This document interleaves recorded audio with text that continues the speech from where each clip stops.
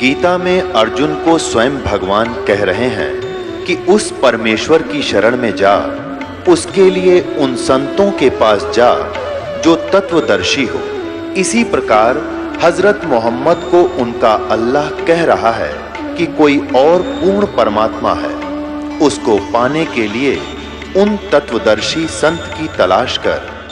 वो प्रभु कौन है, ये जानने के लिए कृपया अवश्य सुनिए जगत गुरु तत्वदर्शी संत रामपाल जी महाराज के अमृत वचन। अपने लला के बाल उतरवावे नुका के देखें चीना लग जाइया, पर एक बकरी का बच्चा लेके, वो भी तो बकरी का बच्चा है, वो भी तो किसी का बेटा है बेटी है, जिसका तूने गला कटा दिया अपने बच्चे की जो है ना खैर के लिए, ये कभी नहीं हो सकता। पाप करने से कभी रक्षा नहीं हो सकती, पुण्यों से रक्षा होती है। अब वो बाल कटवा दिए, उन बालों को क्या करते हैं, मंदिर में चढ़ा देते हैं। पुजारी उनको उठा करके एक बोरी में भर लेता है सारे, और शाम ने कुर्डियां पे घेर दे ठाके।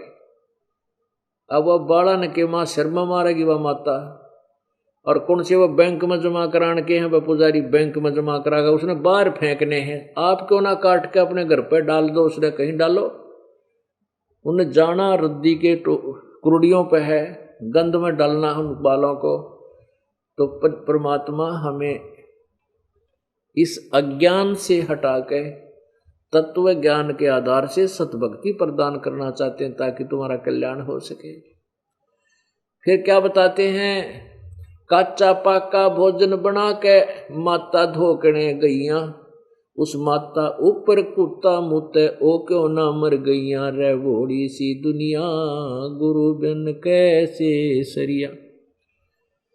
हमारी दादी जाया करती माता दुखवाया करती हमारे से दादी जी, और वो क्या करा करती, ये गुलगुले पूड़े पाड़े बनवा लिए, दलिया बनवा लिया मीठा, और नो कहती है जल्दी करे, मेरी चाची ताइया ने कहती जल्दी बना, कितनी देर ला दी तने।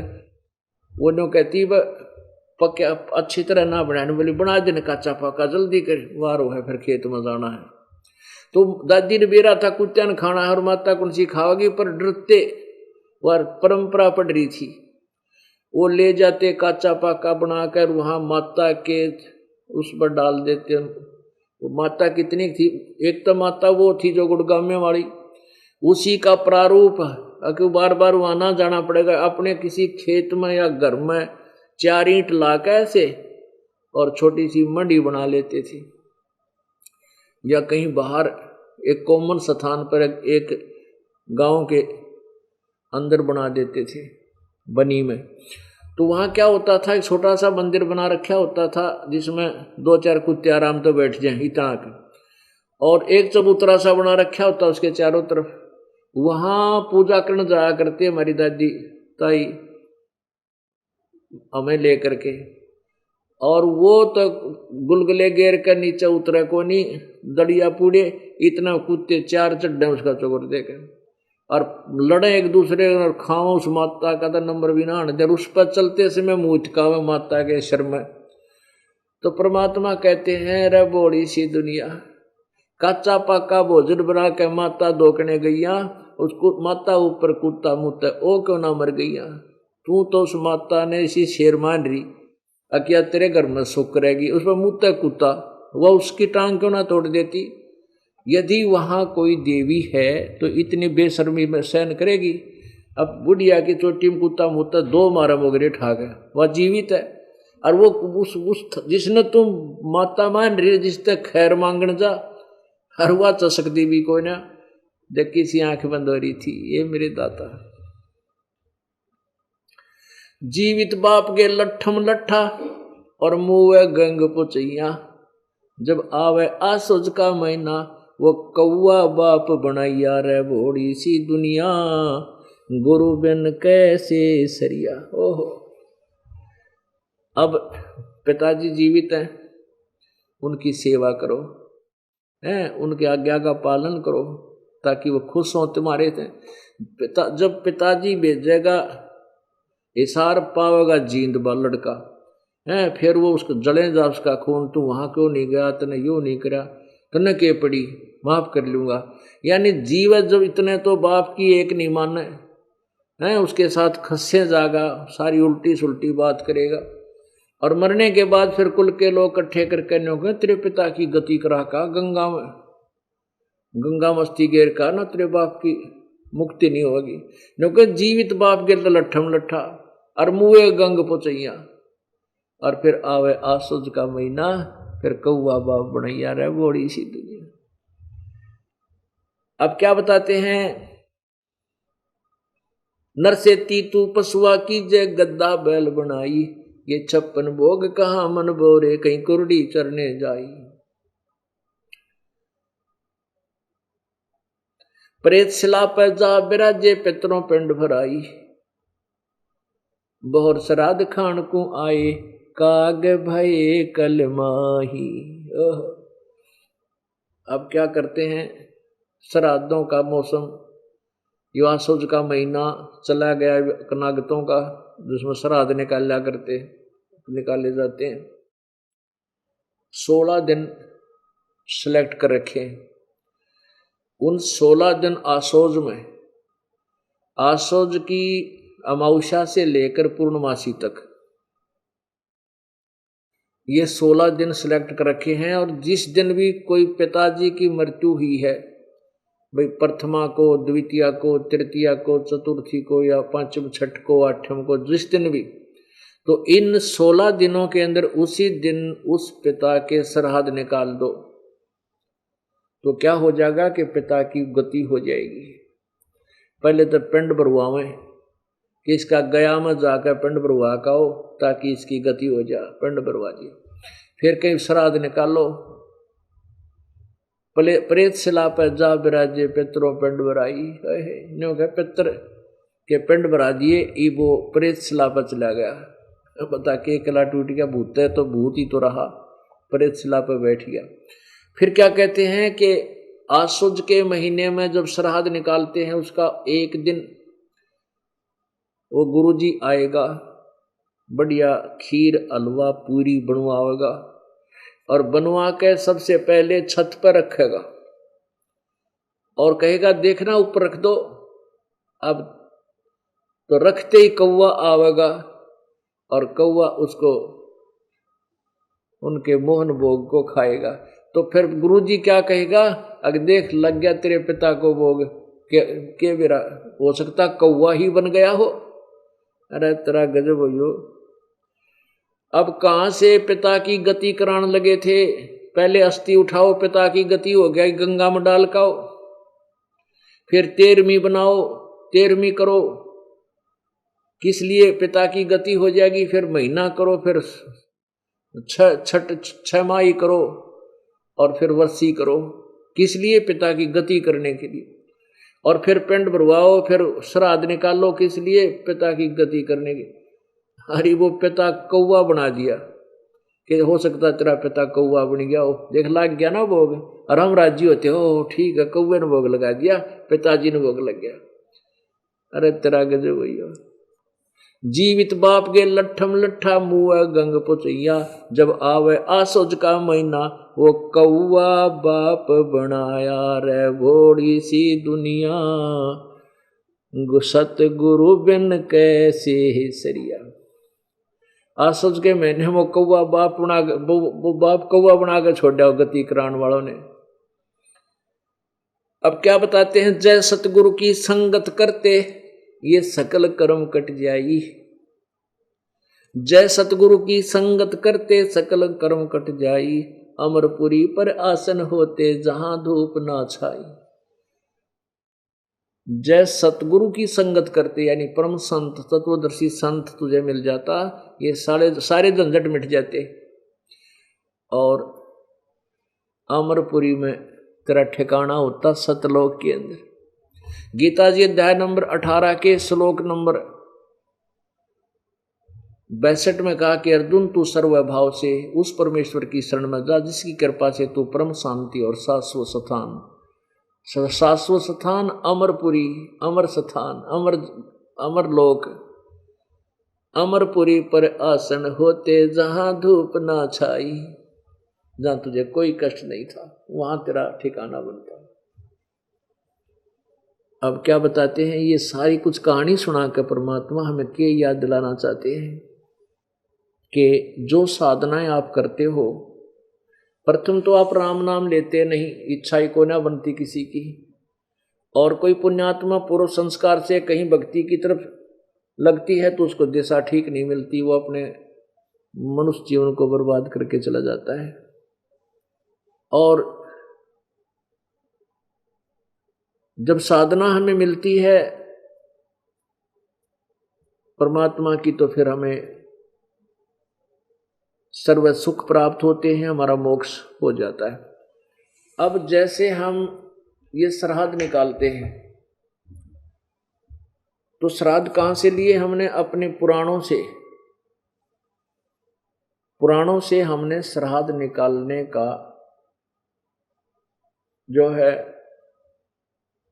जो परंपरा है पुराणों से पढ़ी, पुराणों से ही हम फिर गुरु लोग बताते थे कि पुराणों में लिखा है, ऐसा लिखा, उस पुराण में ऐसा लिखा, उसने ऐसा श्राद्ध नहीं किया तो उसका पिता यूं दुख पाए, उसने ऐसा होगा, उसके पिता यूं दुख पाए। पुण्यात्माओं, एक रुचि ऋषि था, रुचि ऋषि, उसने वेदों को पढ़ा। वेदों में लिखा है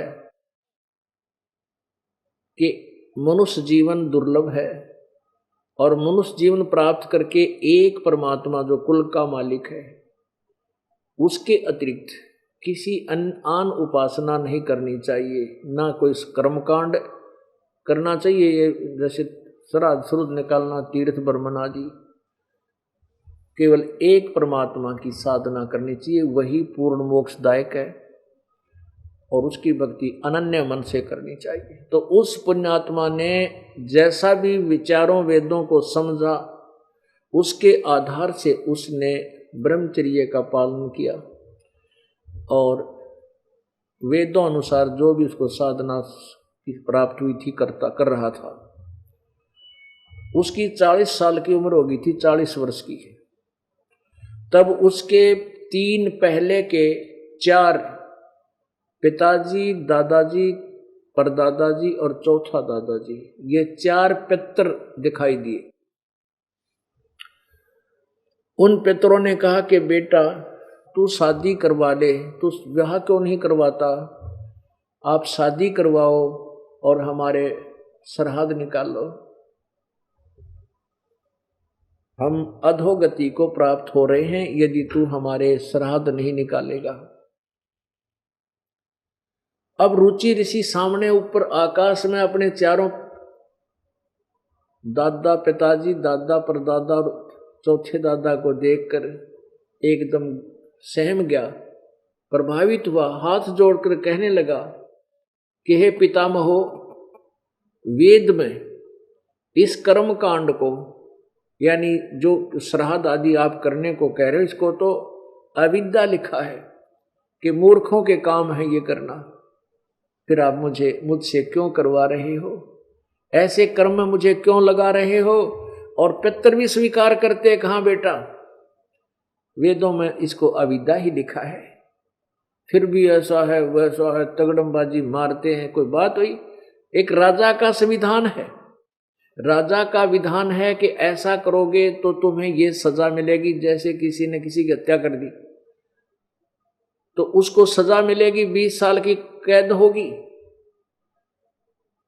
और उसके विपरीत उस कानून को तोड़ने से, अब जैसे एक दरोगा का मित्र था एक व्यक्ति गांव में, तो उसने अपने मित्र दरोगा से जो उसी क्षेत्र का प्रभारी था उसे जाकर कहा कि मेरा साथ वाला घर में मेरा एक पड़ोसी मुझे बहुत परेशान कर रहा है, मैं बहुत तंग कर रखा हूं उसने।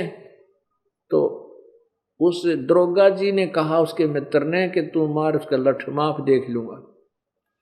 अब दरोगा जी के आदेश का पालन करते हुए उस व्यक्ति ने आकर अपने पड़ोसी के झगड़ा ठान लिया और लट्ठम लट्ठा हो गया, उसका सिर में चोट लगने से वो पड़ोसी मर गया।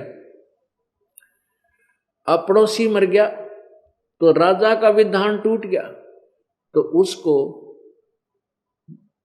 पुलिस पकड़ कर लेकर गई और जेल में डाल दिया, उसको सजा हुई। अब क्योंकि उसने राजा का विधान तोड़ दिया, एक अधिकारी के कहने थे, अधिकारी की आज्ञा का पालन कर लिया और राजा का विधान तोड़ दिया तो दंड का भागी हुआ। इसी प्रकार हमारे वेदों और गीता जी में परमात्मा का विधान है, उसके अनुसार साधना हमने करनी है, उसके विपरीत नहीं करनी चाहिए। यदि उसके विपरीत कोई देव है, चाहे ब्रह्मा है, चाहे विष्णु है, चाहे शिव है, या कोई और ऋषि है, महर्षि है, कोई आज्ञा करता है उस परमात्मा के विधान के विपरीत कोई साधना करने को, तो वो शास्त्र विधि विरुद्ध साधना है। और गीता जी अध्याय नंबर 16 के श्लोक नंबर 23 में लिखा है कि शास्त्र विधि को त्याग कर जो मनमाना आचरण करते हैं, वो मनमानी पूजा करते हैं, ना उनकी कोई गति होती है, ना कार्य कोई सिद्धि होती है, ना उनका कोई सुख प्राप्त होता है, उनको व्यर्थ होता है। पितर खुद स्वीकार कर रहे हैं कि जो भी आप क्रिया कह रहे हो वेदों में इसको अविद्या बताया है, और स्वयं कह रहे हैं कि पुत्र फिर भी ऐसा है ना, पितर ये दे देते हैं, पितर वो दे देते हैं, तो वो आदेश पितरों का है। विष्णु पुराण के अंदर यहां तक प्रमाण लिखा है कि श्राद्ध निकालने के लिए ब्राह्मण बुलाने चाहिए, जैसे पितरों के लिए तो इवन नंबर और देवताओं के लिए ऑड नंबर है। फिर उसमें आगे बताया है कि यदि 1000 ब्राह्मण बुलाए गए हों श्राद्ध निकालते समय, और उनके सामने उनके समक्ष एक योगी यानी तत्वदर्शी संत एक अकेला ही वहां बुला लिया जाए श्राद्ध कर्म में, तो वो तत्वदर्शी संत उन 1000 ब्राह्मणों का भी उद्धार करे और यजमान का भी उद्धार करे। तो पुण्यात्माओं, परमात्मा कहते हैं एक के साध्य सब सदय, सब साध्य सब जावे, और माली सींचे मूल को फिर फले फूले अगावे। हम क्यों ना उस ऐसे तत्वदर्शी संत की खोज करें जिससे हमारा भी उद्धार हो और हमारे पितरों का भी उद्धार हो, उन पितरों का भी उद्धार करे वो योगी। ये देखिएगा विष्णु पुराण, इसके 213 पृष्ठ पे ये है श्री विष्णु पुराण। इसके श्री विष्णु पुराण अनुवादक हैं श्री मुनिलाल गुप्त, और कहाँ से ये प्रकाशित और मुद्रित है? गीता प्रेस गोरखपुर, गोविंद भवन कार्यालय कोलकाता का संस्थान है। इसके 213 पृष्ठ पे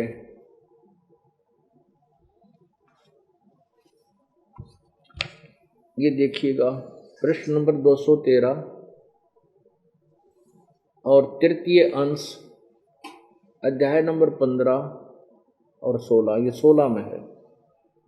अध्याय नंबर 15 के लास्ट में है कि हे भोपाल, पितृगण का आधार चंद्रमा है और चंद्रमा का आधार योग है, इसलिए श्राद्ध में योगी जन को नियुक्त करना अति उत्तम है। हे राजन, यदि श्राद्ध भोजी 1000 ब्राह्मणों के सम्मुख एक योगी भी हो तो वह यजमान सहित उन सब का उद्धार कर देता है। अब फिर हम क्यों डले डोवा, इधर ब्राह्मण बुलावा, इधर तो फिर 4 बुलाओ, 2 बुलाओ, 10 बुलाओ, तो क्यों ना हम एक ही तत्वदर्शी संत की शरण ग्रहण करें जो ब्राह्मणों का भी उद्धार कर दे और हमारा भी उद्धार करे। अब वो रुचि ऋषि की जो कथा है वो ये मार्कंडे पुराण के अंदर है, रुचि ऋषि की कथा। अब देखिएगा इसके 242 पृष्ठ पे ये मार्कंडे पुराण, ये है मार्कंडे पुराण और ये गीता प्रेस गोरखपुर से प्रकाशित है। प्रकाशक एवं मुद्रक हैं गीता प्रेस गोरखपुर, गोविंद भवन कार्यालय कोलकाता का संस्थान। इसके 243 पृष्ठ पे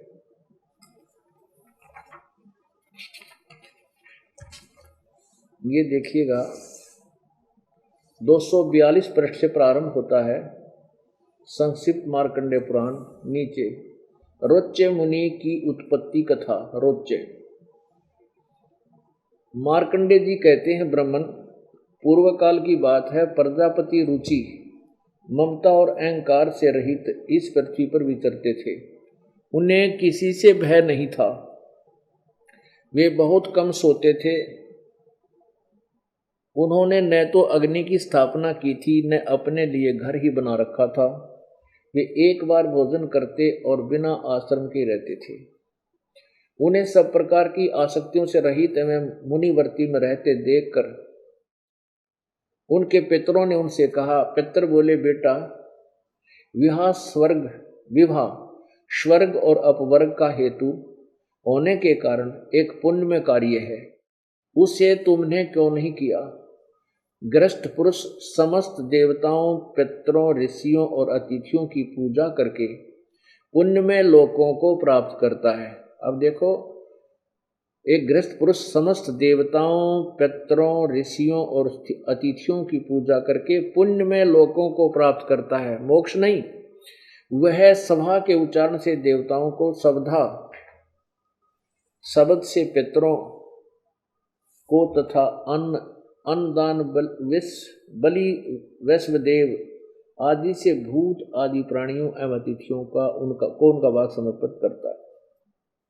बेटा हम ऐसा मानते हैं, यानी फाइनल नहीं है, हम ऐसा मानते हैं कि गृहस्थ आश्रम को स्वीकार न करने पर तुम्हें इस जीवन में कलेश पर कलेश उठाना पड़ेगा और मृत्यु के बाद में और दूसरे जन्म में भी कलेश ही भोगने पड़ेंगे। अब रुचि ने कहा पितरगण, परिग्रह मात्र अत्यंत दुख है एवं पाप का कारण होता है, उससे मनुष्य की अधोगति होती है। यही सोचकर मैंने पहले स्त्री संग्रह नहीं किया। मन और इंद्रियों को नियंत्रण में रखकर जो यह आत्म संयम किया जाता है, वह भी परिग्रह करने पर मोक्ष का साधक नहीं होता। ममता रूप कीचड़ में सना हुआ होने पर भी यह आत्मा जो परिग्रह शून्य चित्त रूपी जल से प्रतिदिन धोया जाता है, वह श्रेष्ठ प्रयत्न है। जितेंद्रिय विद्वानों को चाहिए कि वे उनके जन्मोद्धार संचित कर्म रूपी पंख में न सने हुए आत्मा का ऐसे सदासन रूपी जल में प्रक्षालन करें। पितर बोले, बेटा जितेंद्रिय होने पर आत्मा प्रक्षालन करना उचित है, किंतु तुम जिस पर चल रहे हो वो मोक्ष मार्ग नहीं है। किंतु अब क्या बताते हैं, पूर्व जन्म में किया हुआ मानव का शुभाशुभ कर्म सुख दुख में भोगों के रूप में प्रतिदिन भोगने से ही क्षीण होता है। यानी का कहने का भाव कर्म तो भोगना ही पड़ेगा। आगे लिखा है, रुचि ने पूछा, पितामहो वेद में कर्म मार्ग को अविद्या कहा है, फिर क्यों आप लोग मुझे उस मार्ग में लगाते हैं?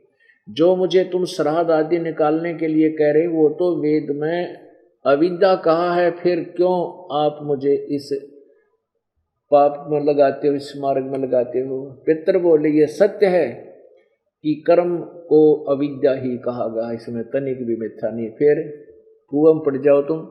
आप भी मान रहे हैं कि जो भी वेद में इसको अविद्या लिखा है इसमें तनिक भी संशय नहीं है, और फिर भी कह रहे हैं बेटा ना तुम हमारे श्राद्ध निकाल। देखिए अब देखो, ये है वो, इन चित्र भी बना रखा है।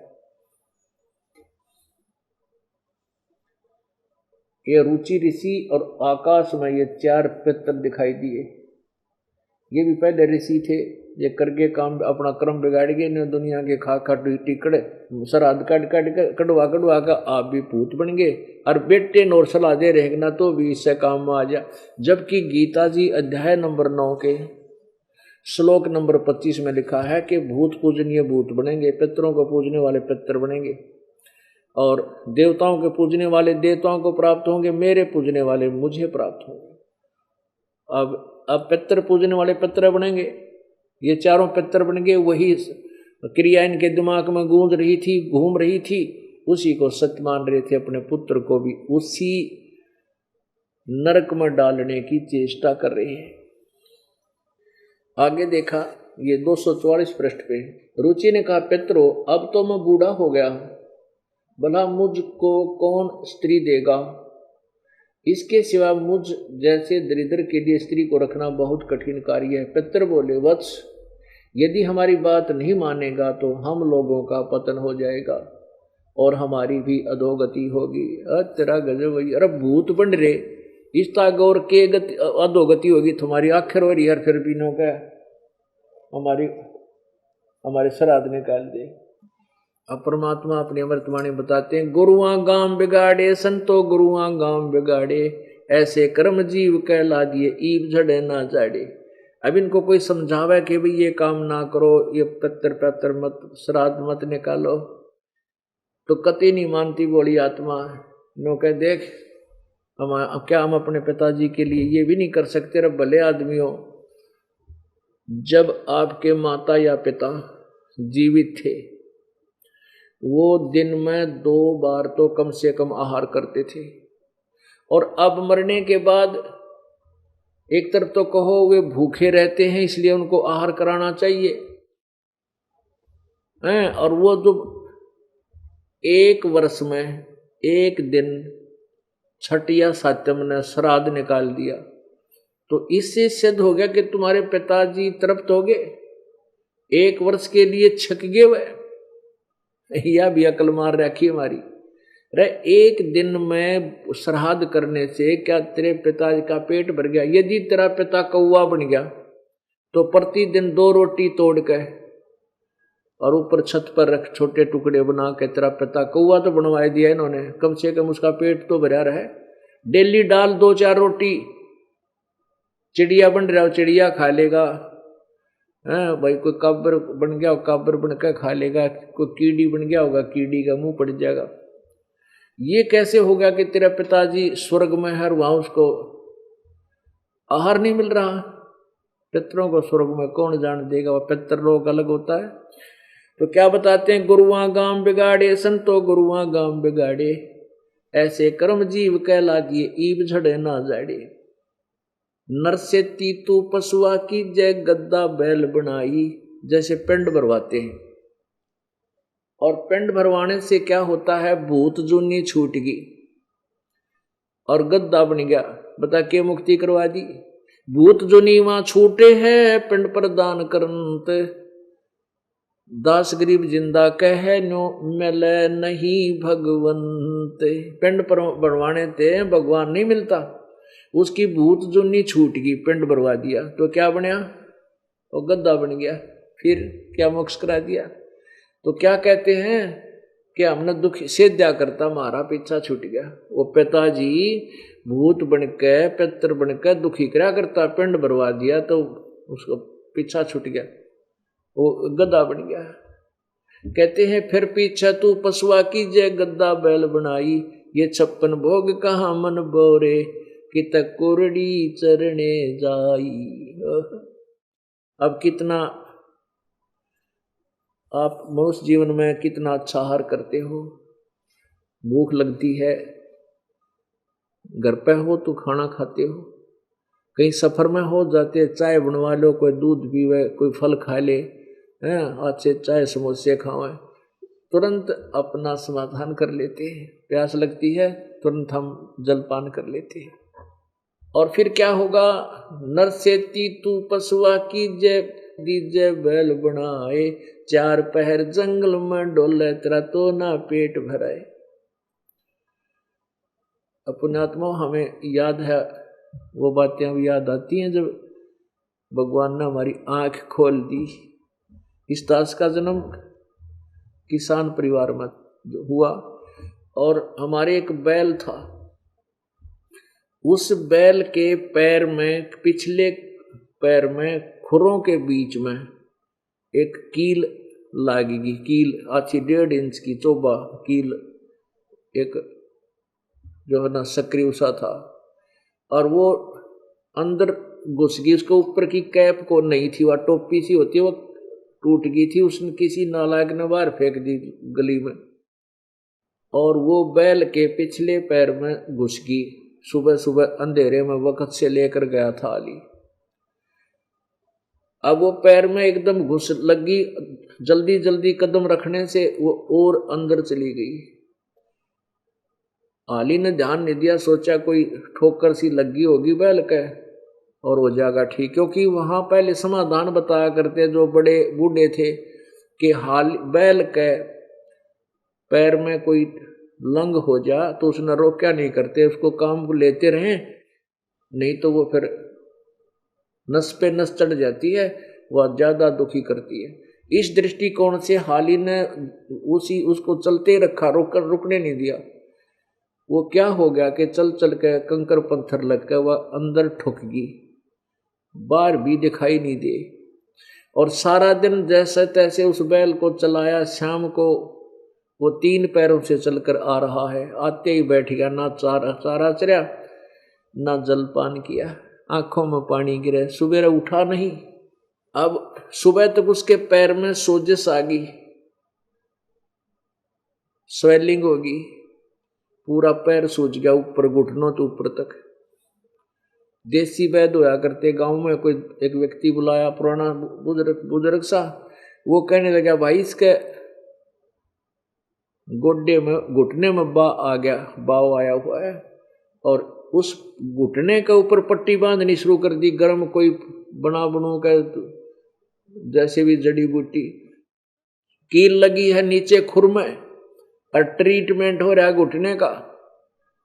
अब वो बोल के नहीं बता सकता मेरे कहाँ चोट लगी है, और जब वो मनुष्य शरीर में था धरती तोल्या करता, उसको सोचा भी नहीं होगा तेरे साथ ये बन जाएगी नालायक प्राणी परमात्मा की भक्ति के बिना।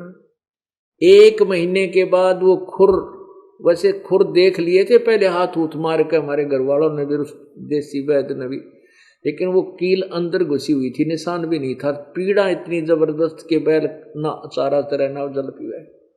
1 महीने के बाद वो कील जहां लगी थी वो पक के अपने आप फूट कर उसमें से मवाद निकलने लगा। फिर देखा एक बुलाया व्यक्ति, एक चिमटी सी ले रहा था वो नकचुंडी, उसके साथ सुना खुरच कर वो देखा, वो पकड़ के खींची, अरे तरह गजब वही हो, या कील लगी थी बैल के पैर में। फिर वो बैल चारा चरण लगा, धीरे धीरे स्वस्थ हुआ। पुण्यात्माओं, अब ना तो वो ये बता सका मेरे कहाँ पीड़ा है, पीड़ा हो रही, पीड़ा थी खुरों के बीच में पैर में, और इलाज घुटने का, पट्टी वहां करने लग रही। तो हमारी वो दुर्गति होगी जो भक्ति नहीं करते। जब वो मानव शरीर में होगा तो कैसा आहार करता था, 56 भोग, कदे खीर बना लो, आज हलवा बना लो, 2 सब्जी बनाकर खाता था। और अब क्या खाता है,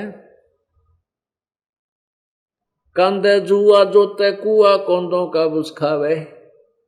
पहले क्या करते थे कि बैल को एक रहट में जोड़ देते थे, रहट होता है सिंचाई करने के लिए, कुएं से जल निकालते थे, और उस कुएं वाले एक कोल्लू की तरह बैल जोत दिया जाता था, वो चलता रहता, पानी खेतों में जाता रहता।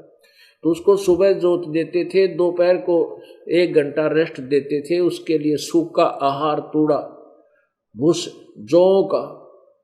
जौ का भूस इतना बेकार होता है, उसको पशु खाता नहीं। पहले गेहूं नहीं होते थे, बहुत कम होते थे, ऐसे ही जौ वगैरह हो जाते थे, तो उसके भूस को तो खाते समय उसके वो होते कांटे से होया करे, तुस बोलते हैं उनको, और वो खावर उसके मुंह में फंसा और वो आँखा में का पानी पड़ा, लेकिन भूख लग रही, वो खाना पड़ता था। तो वो दुर्गति न्यारी सुबह हाली क्या करता है, सुबह जोड़ देता बैल में, बैल को 2 पैर को जल पिलाता है, फिर सारा दिन काम लेता, शाम को चलते समय 1 बार जल पिलाया करते थे, चाहे उसने प्यास लगो चाहे भूखा मरो। अब वो बोल के नहीं बता सकता, ना कोई अग्रम मग्रम कर सकता। अब तो आप आते हो सत्संग में, आधे तो लटके ले रहे होंगे, नो लटके बैठे बैठे भी, और भूल जाते हो कि पशु बन जाने के बाद कोई नहीं बैठने देगा, कड़ में लठ लगेगा और हाथ में रस्सा होगा दड़ी के, उस बैल बन के। तो इन दुखों को याद करके घना डरना पड़ेगा, अपने बहुत ज्यादा भय बनाना पड़ेगा। ये सब ज्ञान सुनाने का उद्देश्य है कि सच्चाई से परिचित हो, और सच्चाई से परिचित होकर आपके दिल में डर बने, और भय बिन भक्ति नहीं हो सकती। एक व्यक्ति क्या कह रहा था, जो भगवान से दूर होते हैं, ऐसे चर्चा चलती थी, तो कहने लगा ये तो ना वैसे डराने के लिए कह रखा है, बोल रखी है वाणियां। कहते हैं संत के भी तू फिर गधा बन जाएगा, कुत्ता बन जाएगा, न्यू दुख होगा। ऐसा कुछ नहीं होता, मनुष्य तो मनुष्य ही रहेंगे, कुत्ते कुत्ते बना करते हैं। अरे वाह भले आदमी। अब देखो, कोई किसी को कहता है चोरी मत करना, और चोरी करेगा तो तुझे पुलिस पकड़ेगी, सजा होगी, कैद में डाल दिया जाएगा। अब कोई न्यू कहे कि ये तो वैसे डराने के लिए कह रहा है तुझे, पुण्यात्मा इसमें डर भी है और सच्चाई भी है। यदि वो डर गया तो बुराई से बचेगा, बुराई से बचेगा तो दंड से बचेगा। इसी प्रकार ये सत्य है जो आपको बताया जाता है, और इस सत्य को आप सत्य मानकर इसको डरोगे और भक्ति करोगे तो आने वाली आपदाओं से आप बच जाओगे और परमात्मा प्राप्ति होगी। बोलो सतगुरुदेव। परमपिता परमात्मा कबीर देव, कबीर प्रभु, अल्लाह, कबीर,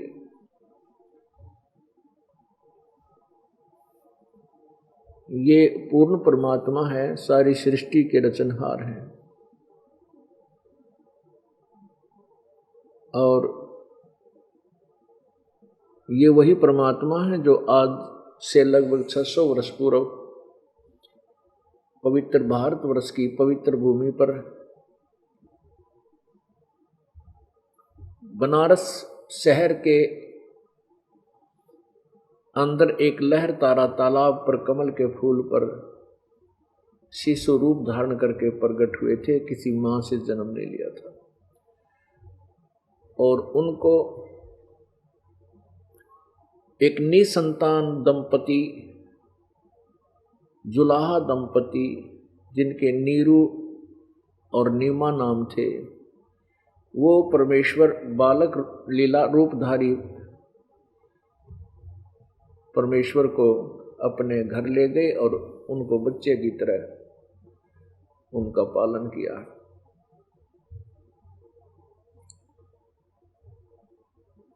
पुण्यात्माओं, कई शंकाएं हो जाती हैं कि एक तरफ तो हम भगवान परमेश्वर कबीर देव को सबका पालनहार कहते हैं, और फिर उनका पालन किया एक जुलाहे ने। यही बात बिगड़ी हुई है कि हम परमात्मा की महिमा से अपरिचित हैं, और परमेश्वर कबीर देव जी की लीला से हम पूर्ण रूप से अनभिज्ञ हैं।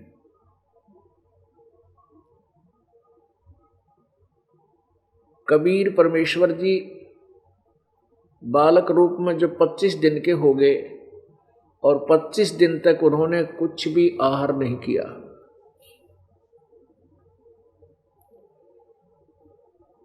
माता पिता, मुंह बोले माता पिता, नीरू और नीमा जो जुलाहे थे, वो बहुत चिंतित हुए, और भक्तमती नीमा का विशेष प्रेम, विशेष लगाव, पुत्रवत, पुत्र की तरह बालक कबीर जी में हो गया था। और नीमा ये कह रही थी, मन मन में सोच रही थी कि 25 दिन हो गए मेरे बच्चे ने कुछ आहार किया नहीं,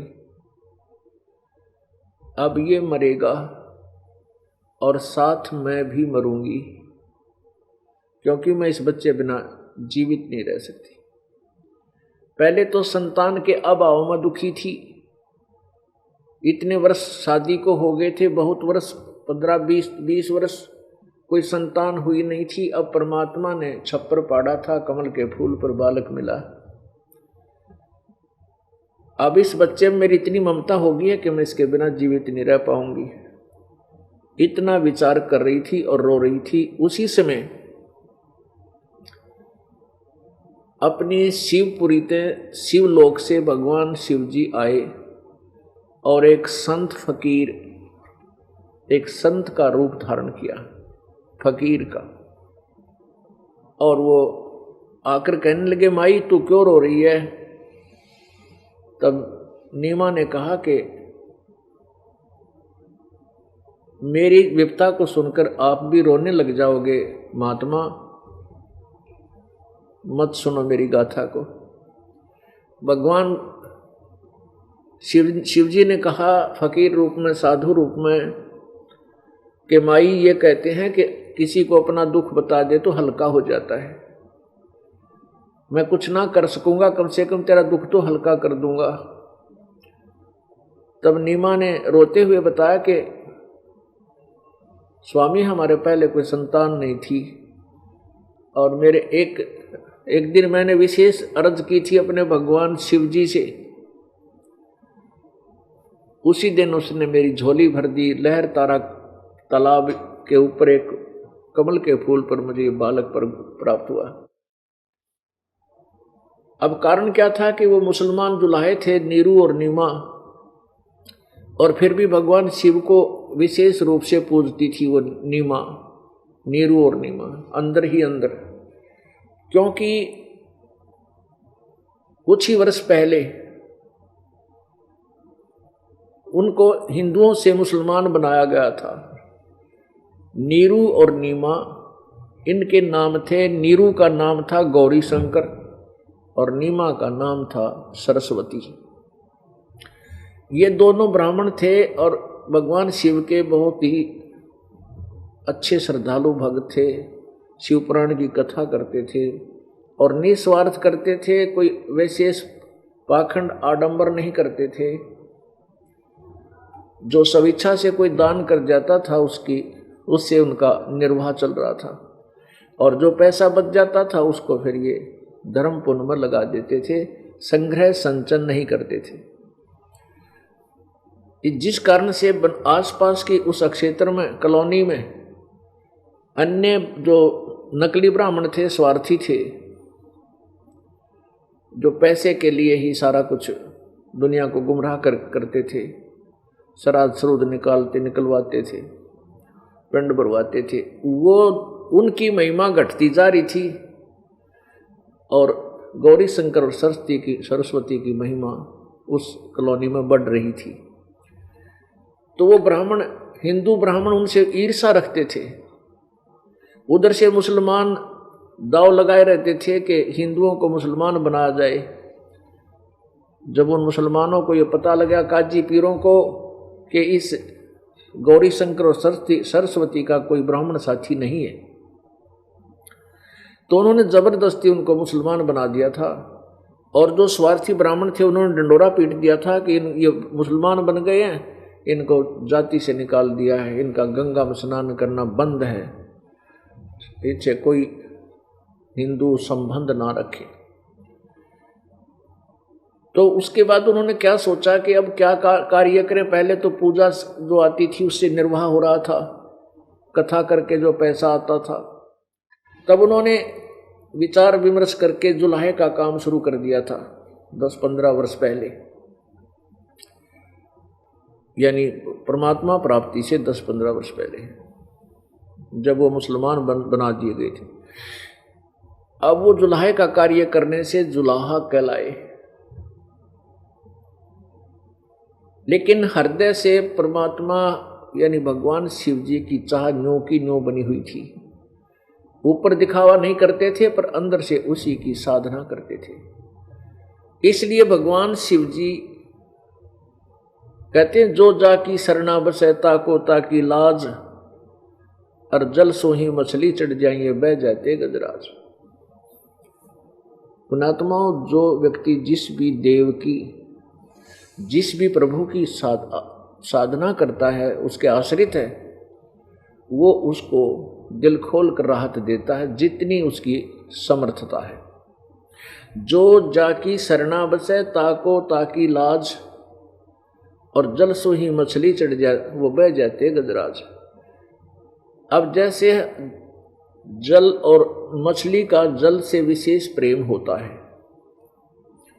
पूर्ण रूप से आश्रित होती है, तो जल भी उस अपने आश्रित मछली को स्वतंत्रता दे देता है, पूरी छूट दे देता है। अब जैसे ऊपर से जल गिर रहा हो नीचे 20-30 फुट, और वहां से पानी गिरकर ऐसे इतना तेज फाल होता है कि गजराज बोलते हैं हाथियों के राजा, बहुत तगड़े हाथी को भी बहा ले जावे, वो इतना तेज बहाव होता है ऊपर से गिर रहे पानी का। और मछली नीचे से ऐसे ऐसे करती करती ऊपर पहुंच जाती है, उस बहाव, उस पानी के बहाव के विपरीत। तो जल ने उस मछली को इतनी स्वतंत्रता दे दी है, वो कहीं घूमो फिरो, इतनी राहत देती। इसलिए बताते हैं कि जो जाकी सरना बसे ताको ताकी लाज, और जल सोही मछली चढ़ जा और बह जाते गजराज। गज माने हाथी, गजराज माने हाथियों का राजा, यानी सबसे तगड़ा मजबूत बहुत भारी हाथी को भी वो पानी बहा ले जाता, लेकिन मछली ऊपर चढ़ जाती है। अब जिसने जैसे ही विचार कीजिए, किसी ने किसी तहसीलदार से मित्रता कर रखी है। अब तहसीलदार साहब उस अपने कार्य क्षेत्र में अपने मित्र को पूरी राहत दे देता है। उसका मित्र वहां जाता है, अपने ऑफिस में बैठाएगा, चाय पानी पिलावेगा, और वहीं बैठे सारे काम उसके जो होने के हैं, जो जायज हैं, जो कर सकता है, वहीं बैठ कर देगा। और नहीं तो रजिस्ट्री कराने के लिए कभी अर्जी नसीब न ढूंढो, कितना को नंबरदार ढूंढ के लाओ, फलाना करो, या ना जाने कितना समय लग जाए, हो ना भी हो उस दिन। तो इतनी राहत उस मित्र को दे दी, क्योंकि वो उसका खास था। किसका? तहसीलदार का। ऐसे ही कोई डीसी का मित्र है, तो डीसी अपने सत्र की जो राहत है वहां को चेयर पर बैठा कर दे देगा उसको। और वैसे डीसी के साहब के ऑफिस में हिम्मत भी कोई ना किसी के जान की। और किसी की मंत्री से मित्रता है तो मंत्री जी के पास सीधा बढ़ जाएगा जाते ही, और वहीं बैठ के अपने सत्र के काम वो तुरंत अपने मित्र के कर देगा। ऐसे ही मुख्यमंत्री, ऐसे ही प्रधानमंत्री। अब जो जाकी सरना बसे और ताको ताकी लाज, जल सोही मछली चढ़ जाए ये वह जाते गजराज। तो ऐसे ही जिसने जिस भी देव की, भगवान की पूजा की है, जिस पर वो आश्रित है, तो वो भगवान, वो प्रभु, वो स्वामी अपने सत्र का लाभ अपने उपासक को अवश्य दे देता है, जितनी उसकी क्षमता है। और उसके दुख में भी दुखी होता है। तो भगवान शंकर वहां आए, उन्होंने सारी कथा जानी, फिर कहा कहाँ है तेरा बेटा? नीमा से कहा तेरा पुत्र कहाँ है? नीमा ने बताया कि स्वामी जी 25 दिन हो गए मेरे बच्चे ने कुछ आहार नहीं किया, और ये मरेगा साथ में भी, मैं भी मरूंगी, जी नहीं सकती इसके बिना, मेरा इसमें ना जाने क्यों इतना मोह बन गया। तो भगवान शंकर बोले वो बच्चा कहाँ माई मुझे देखा। अब वो नीमा लाई उठा के, और भगवान शिव जो खड़े थे साधु रूप में, उनके चरणों में बच्चे को डालना चाहा, ऐसे उनके चरणों में उसने तो डाल ही दिया था। तो परमात्मा वहां के चरणों से ऊपर ही हाथ से उठे, जैसे न्यू डालना चाहे थी, हाथ से उठे और 5-6 फुट की ऊंचाई पर अपने आप दूर जाके ऐसे स्थिर हो गए बच्चे। तब भगवान शिव ने ऐसे किया, परमात्मा उनके हाथों में आ गई। और फिर चर्चा हुई, 7 बार बालक बोला, 7 प्रश्न उतरी, 7 बार प्रश्नों उतरी हुई भगवान शिव, यानी इस तमगुण शिव, त्रिलोकीय शिव और परमेश्वर पूर्ण ब्रह्म की। तो परमेश्वर ने शिव जी से कहा कि भगवान शिव जी, इसको कहो, माई से कहो कि एक कंवारी गाय लावे और उस कंवारी गाय के ऊपर आप आशीर्वाद दे देना, थपकी लगा देना उसके कमर पर, वह दूध दिया करेगी। उसी समय भगवान शिव ने नीमा से कहा कि तेरा पति कहाँ है? कि यही है, अभी बुलाती हूँ। और नीरू आ गया, नीरू से सारी कहानी बताई। वो तुरंत ही गया और एक कंवारी गाय और एक कोरा मटका, कोरा घड़ा, कुम्हार के तरह सूचा घड़ा लिया, साफ सुथरा छोटा सा, और परमात्मा के आदेश अनुसार शिवजी भगवान ने उस गाय के थपकी मारी, लंबे लंबे सतन हो गए और वो पात्र नीचे कर दिया, अपने आप दूध जल पड़ा और भरने के बाद बंद हो गया। तब परमेश्वर ने कहा कि अब प्रतिदिन दूध दिया करेगी और भगत जी से कह दो नीरू को कि थपकी मारे और दूध निकाल लिया करेगा। ऐसा ही होने लग गया। अब करे करावे साइया मन में लहर उठा, दादू सिरदर जीव के वो आप बगल हो जाए। परमात्मा महिमा का भूखा नहीं है, क्योंकि वो महिमा से परिपूर्ण है। अब परमेश्वर ने शिव जी को ये महिमा दे दी और वो नीमा ये सोच रहे हैं, नीरू और नीमा, कि ये महात्मा बड़ा शक्तिशाली सिद्ध पुरुष है जिसकी कृपा से मेरा बच्चा इतने ऊपर खड़ा रहा और इसकी कृपा से गाय ने दूध दे दिया।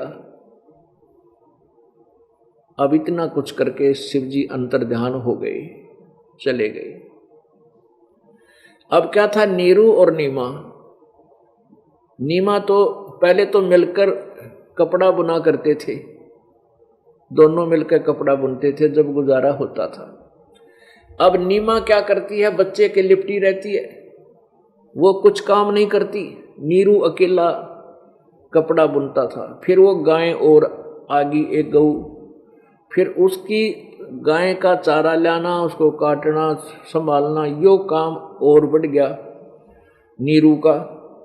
तो क्या हुआ कि उनका आहार निर्वाह चलना मुश्किल हो गया, बहुत ही मुश्किल हो गया। खाना भी एक आधी बार वो खा नहीं पाते थे, भूखे सो जाते थे माता पिता, वो दोनों, नीरू और नीमा। तब परमेश्वर ने जब दोनों को रोते हुए देखा तो कहा कि माई रो मत, ऐसे आकाशवाणी रो मत, और ऐसे बच्चे ने लीला की, पैर उछाला, पैर के साथ जो कपड़ा नीचे बिछा रखा था वो कपड़ा उठ गया ऊपर ने। नीमा निकटाई के कौन बोला ये, तो देखा निकट आके, क्या देखा कि उस कपड़े जो उल्टा हुआ था कपड़ा का कोना, उसके नीचे एक सोने की असरफी थी। अब परमेश्वर ने वो कहा कि माई ये प्रतिदिन एक असरफी मिलेगी तुम्हें, किसी को बताना नहीं है। जिस दिन तुम किसी को बता दोगे ये तुम्हें प्राप्त होना बंद हो जाएगी। और इसको अपना जितना तुम्हें आहार चाहिए आहार के लिए रखो, बाकी धर्म में लगाते रहना। अब नीमा ने अपने पति से बताया, ये बालक क्या, ये तो कोई भगवान बच्चा आ गया हमारे घर में, कोई देवता ने जन्म, देवता ही अवतरित है कि ऐसे ऐसे हुआ। कहने का भाव है ये है कि उनका गुजारा शुरू हो गया। और कुछ वर्षों के बाद उसने, नीमा ने अपनी एक पड़ोसन से जिक्र कर दिया कि ऐसे ऐसे हमारा ऐसा बेटा पैदा हुआ है और देख हमारे प्रतिदिन एक असरफी सोने की आती है। अगले दिन असरफी नहीं मिली। तब तक परमात्मा कबीर जी छोटी ही आयु में, 5 वर्ष की आयु में कपड़ा बुनने लग गए थे अपने पिता का सहयोग देने लगे थे। कहने का भाव ये है कि पुण्यात्माओं, जैसे ये दास पहले भी आपको बताता रहता था, यही कथाएं परमात्मा की महिमा में 600 वर्ष पहले लिखी हुई थी, और अब इन वेदों ने सेकंड कर दिया, समर्थन दे दिया कि सचमुच जब वो परमेश्वर शिशु रूप धार कर यहाँ आता है, उसकी परमेश्वर की परवरिश की लीला कुंवारी गायों से होती है। ये वेदों का के अंदर जो प्रमाण है, ये दास ने बहुत वर्षों बाद देखे और ज्यों के त्यों मिले। तो इससे परमेश्वर की पहचान होगी हमें कि सचमुच ये काशी में जो दानक रूप से आए थे परमात्मा, ये वो पूर्ण परमात्मा है, सारी सृष्टि के रचनहार। अब हम क्या कहेंगे कि नीमा ने कबीर परमेश्वर की परवरिश की या कबीर परमेश्वर ने नीरू और नीमा की? कुंवारी गाय ने दूध दिया, पूरा परिवार पिया करता था, सतलोक से दूध आया करता पवित्र पशु गाय के अंदर, और वो स्वर्ण सर्फी सतलोक से आती थी प्रतिदिन, जिससे उनका निर्वाह चलता था। सारे ब्रह्मांडों का पालनहार वो कबीर परमेश्वर है। पवित्र गीता जी अध्याय नंबर 15 के श्लोक नंबर 16 और 17 में स्पष्ट किया कि दो भगवान प्रसिद्ध हैं, एक तो क्षर पुरुष, एक अक्षर पुरुष। क्षर पुरुष ब्रह्म को कहते हैं, अक्षर पुरुष पर ब्रह्म को कहते हैं। और इन दोनों के लोकों में जितने प्राणियों के स्थूल शरीर हैं, ये सबके नाशवान हैं, इनके भी नाशवान है, भगवानों के भी। जीवात्मा अमर है। उत्तम पुरुषत्व ने 15वें अध्याय के 17वें श्लोक में कहा कि वास्तव में श्रेष्ठ भगवान तो कोई और है, जिसको परमात्मा कहा जाता है, और वही तीनों लोकों में प्रवेश करके सबका धारण पोषण करता है। गीता जी अध्याय नंबर 15 के श्लोक नंबर 1 से 4 में स्पष्ट किया है कि ऊपर को जड़, नीचे को तीनों गुण रूपी शाखा, रजगुण ब्रह्मा, सतगुण विष्णु, तम गुण शिव जी रूपी शाखा वाला उल्टा लटका हुआ संसार रूपी वृक्ष है। तो पुण्यात्माओं, वृक्ष को आहार जड़ से मिलता है, मूल से मिलता है, और मूल से आहार तना में जाता है। तना अक्षर पुरुष है, ये परब्रह्म है। फिर उसके बाद डार में जाता है, डार ये क्षर पुरुष यानी ब्रह्म है, ज्योति निरंजन 21 ब्रह्मांड का स्वामी। और डार से फिर शाखाओं में जाता है, और पात रूप संसार।